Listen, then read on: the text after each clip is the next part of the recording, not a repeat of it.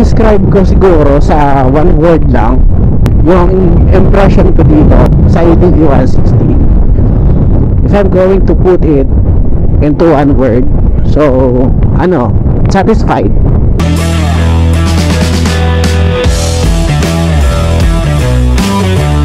Okay, hi guys. So, nagbibigay ako ng impression about dito sa bagong motor natin na ADV 160. Ito, ano lang, short, first ride, parang ganun. Yung ating unang impression na gagawin, mabilisan lang to. Actually, papunta ako ng CTB. Maghahanap ulit ako ng magandang pang waterproofing sa swimming pool natin. So, isa talaga sa pinaka gusto ko, honesty, kapag sumasampa ka, simulan natin dito sa pagsampa. Pagsampa mo pa lang sa motor, actually, is napakaganda ng design dito. Yan, yung handlebar naked. So, isa sa pinaka gusto ko talaga yung angle dito, yung view, yung rider's view dito. At saka, kita-kita mo yung dashboard. Tara, sige, ano na tayo? Alis na tayo. Usap na lang tayo habang nasa biyahe. Actually, pangalawang balik ko na to sa city. Kanina doon na kami galing ng anak ko. Tapos, bumalik na lang kami. Hindi, bumalik na lang ako. Ako na lang pala. So yan, dito gusto ko talaga yung view na to. Yan, parang I don't know, parang may pagka premium yung dating sa akin eh. So iba naman tayo ng preference, pero para sa akin ito yung ano ko, parang premium looking talaga siya. Parang ang sarap, itsura pa lang niya dito ng part na to is parang ang sarap ng imaneho talaga. Kahit nung wala pa tayo nito, ito talaga yung naka-attract sa akin nung nire-review pa lang natin to doon sa kasa. Ang ganda oh. So yan, sa dito, wow, lubak. So yan, maganda. Napaka komportable ng riding position natin dito dahil syempre naka-naked handlebar tayo. Actually, feeling ko nga minsan parang CRF din yung dinadala ko pa. Yun, yung sitting position naka-upright, yun medyo katulad ng sa CRF. Yung pagkakaiba lang nila syempre iba na yung design ng ating sa panel natin. Yan. Tsaka dito medyo iba na talaga, hindi medyo yun. Tapos sa sa acceleration, sa torque, since 160cc to, sa torque niya ay hindi naman natin masasabing overwhelming, no? Kasi 160cc lang naman to. Pero na-meet niya yung expectation ko kung ano yung hinahanap dito sa 160cc na ATV. May torque talaga siya. Nararamdaman ko talaga yung torque. Hindi torque, yung torque. Nararamdaman mo may ramdam talaga yung power. Ganda, malakas. So siguro kung newbie rider ka, kasi ma-overwhelm ka rin sa power. Kung talagang first time mong magkamotor, gumamit ng scooter or magkamotor, yun sa mga talagang newbie talaga, tapos first bike nyo to, medyo siguro ma-overwhelm din sa power nya. Depende, basta yun. Pero syempre, since sa atin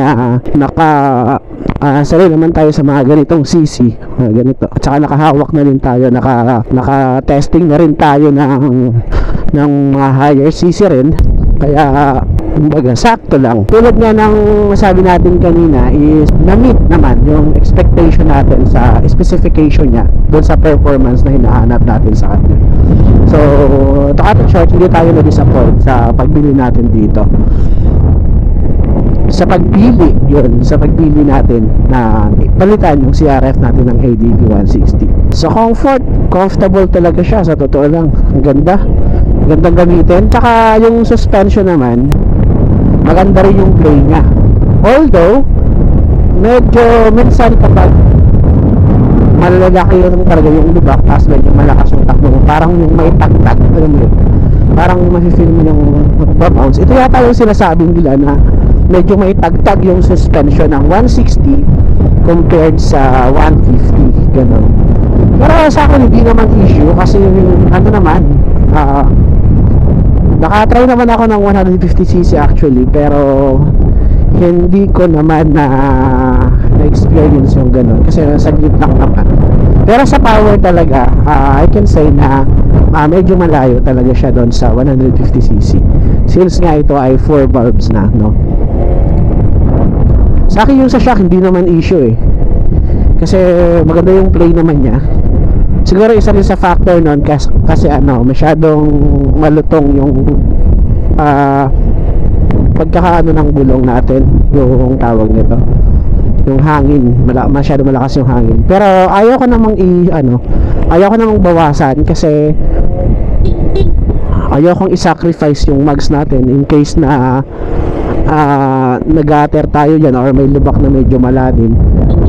Kasi kung medyo kulang sa hangin, hindi na masyado siyang matagtag, pero mangyayari naman doon ay makakompromise yung safety ng gulong natin at saka tayo rin as a rider saka tayo na medyo malalim na gulong. At saka isa pa pala sa factor nyan, kasi syempre nasa break-in process pa lang tayo, kaya nagbi-break-in pa yung mga parts nya, no? Next vlog pala pag-uusapan natin yung tamang pag-break-in. Marami kasing dalawang klase kasing pag pinagmumuwalaan about break-in, yung soft break-in at saka yung hard break-in. So gagawa na lang tayo doon ng separate video para pag-usapan natin yun, para sa mga sa mga newbie rin, at saka para na rin sa mga hindi newbie na gusto na rin natin mapag-usapan, kasi gusto ko rin kasing marinig yung mga ideas nyo mga sir, mga ma'am. So yun, sa power hindi ako nabibitin. Overtaking walang problema. Suspension nya guys, kahit actually na-try ko na to, na inakyat namin sa off-road, nag-off-roading na kami nito, kasama ko yung asawa ko tsaka yung dalawa naming anak, yung binata namin at saka yung bunso ko, diba? 4 kami. So yan, kasyang-kasya na kami ditong 4 sa dati sa CRF hirap na hirap kami doon. Hindi naman kasi design yun pang ganituhan, design kasi yun pang trail pang off-roading, pang single lang talaga. Isang angkas pwede pa, pero actually yun, masakit sa puwet. Pero okay naman yung CRF actually. Yan, ganda ng suspension. Dito pa naman sa Masbate, grabe yung mga lubak dito grabe yung mga kalsada dito. I-describe ko siguro sa one word lang yung impression ko dito sa ADV 160. If I'm going to put it into one word, so satisfied. Yung pinaka satisfied. Sobrang satisfied. So ang tatanungin nyo ako kung sulit ba yung ADV 160 sa price niya na 165,000, para sa akin sulit na sulit.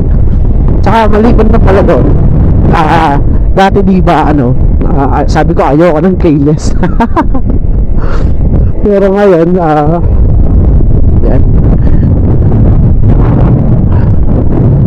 wait lang. Pero ngayon sa totoo lang, parang I started to like it, I started to like keyless. Like pa lang, hindi pa lang. Nagugustuhan ko na siya, may pala siya.